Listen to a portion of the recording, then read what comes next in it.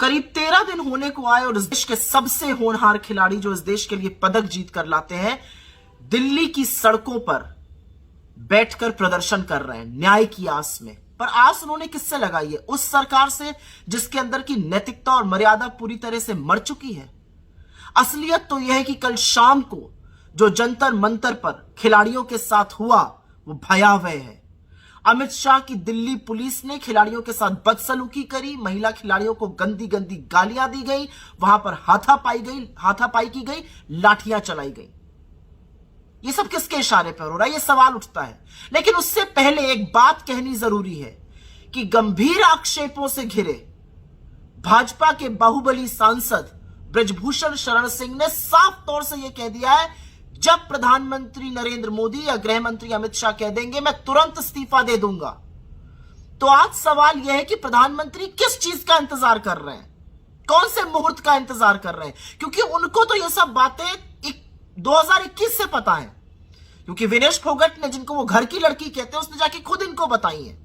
और अब ये भयावह स्थिति देखकर भी आप चुप बने बैठे रहिएगा मोदी जी? आज सवाल इस बात का है, आज सवाल इस बात का है कि क्या आप अपनी चुप्पी तोड़िएगा?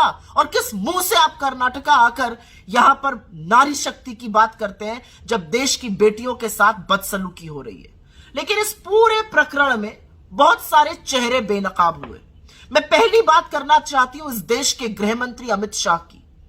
अमित शाह की दिल्ली पुलिस की असलियत यह है कि उन्होंने एफआईआर ही लॉन्च नहीं करी तब तक जब तक सुप्रीम कोर्ट ने निर्देश नहीं दिया। और अब अमित शाह की ही दिल्ली पुलिस ने कल महिला खिलाड़ियों के साथ और अन्य वहां पर खिलाड़ियों के साथ बदसलूकी करी है, बदतमीजी करी है और उनके साथ अन्याय किया है। अमित शाह जी, आपका चेहरा बेनकाब होता हुआ पूरा देश देख रहा है। दूसरी बात तो मोदी जी की करनी ही पड़ेगी, क्योंकि जो आरोपी है वो कह रहा है मोदी जी कहे तो मैं इस्तीफा दे दूंगा। लेकिन मोदी जी पता नहीं किस चीज का इंतजार कर रहे हैं। मोदी जी को तो 2021 से पता था कि ऐसा कुछ है, पता नहीं किस बात का इंतजार कर रहे हैं।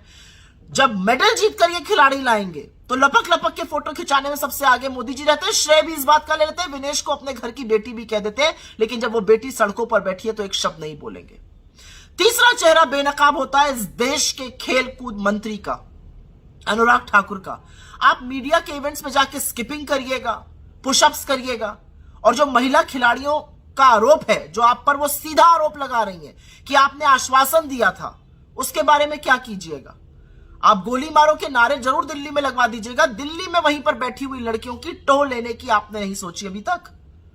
और चौथा चेहरा बेनकाब होता है भाजपा की महिला नेत्रियों का, और खास तौर से महिला बाल विकास मंत्री स्मृति ईरानी का। उन्होंने तो मौन धारण कर लिया इस पूरे मुद्दे पर। वो गला फाड़ के तभी चीखती हैं जब राहुल गांधी का नाम आ जाता है, अन्यथा वो मौन धारण करके रहती हैं।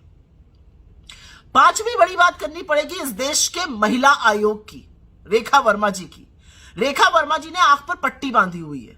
वो पट्टी वो तभी खोलती हैं जब विपक्ष के खिलाफ साजिश रचनी हो भाजपा के साथ मिलकर, अन्यथा वो कहीं पर भी किसी महिला के खिलाफ अत्याचार हो जाए वो एक शब्द नहीं बोलती है, कोई कार्रवाई नहीं करती है। विपक्ष का मामला हो दौड़ी दौड़ी चली जाएंगी काम करने के लिए। सारा रंजिश के तहत, साजिश के तहत वो काम करती है।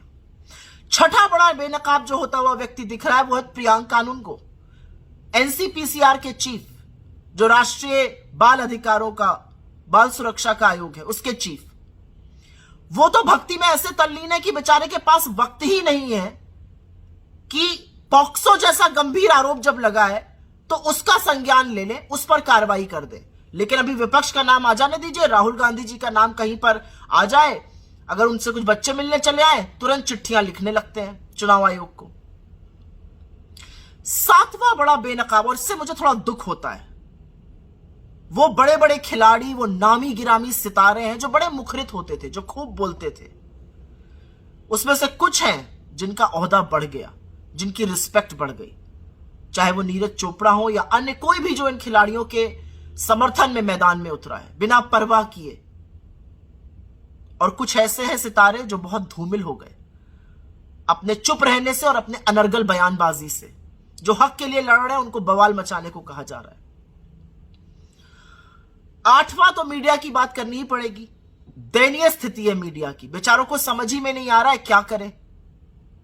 अब खिलाड़ियों के पक्ष में तो बोलना ही पड़ेगा, इतना प्रेशर है जनता का। ब्रजभूषण सिंह से भी सवाल किए जा रहे हैं, लेकिन मजाल है कि अमित शाह की दिल्ली पुलिस और अमित शाह से पहले दिल्ली पुलिस के रवैये पर सवाल करें या प्रधानमंत्री की चुप्पी पर सवाल करें, क्योंकि ब्रजभूषण शरण सिंह कहते हैं प्रधानमंत्री बोल दे मैं इस्तीफा दे दूंगा। मजाल है एक सवाल किया जाए कि प्रधानमंत्री क्यों नहीं बोल रहे हैं। हर बार संरक्षण आरोपी को ही क्यों देते हैं प्रधानमंत्री और गृह मंत्री, वो सवाल नहीं कर सकते। लेकिन असलियत यह है कि अब जो गेंद है ना, वो ब्रजभूषण शरण सिंह ने आपके पाले में डाल दी है मोदी जी, ये कहकर कि जब आप कहिएगा या गृह मंत्री कहेंगे तो वो रिजाइन कर देंगे। तो आप किस बात का इंतजार कर रहे हैं? क्योंकि यह देश देख रहा है कि न्याय और अन्याय की बीच की दहलीज में अब आप खड़े हुए हैं। आप क्या करिएगा वो बताएगा कि इस देश की बेटियों की रत्ती भर भी आपको फिक्र है कि नहीं। 13 दिन से ऊपर होने को आ गए। वो सुशोभित खिलाड़ी जो इस देश का गौरव बढ़ाते हैं, जो बड़े बड़ों को पटखनी दे देते हैं, जो लोगों को चारों खाने चित्त कर देते हैं, आंसुओं से रो रहे हैं। न्याय और अन्याय के बीच की इस दहलीज में अब आप खड़े हैं। क्या कीजिएगा मोदी जी?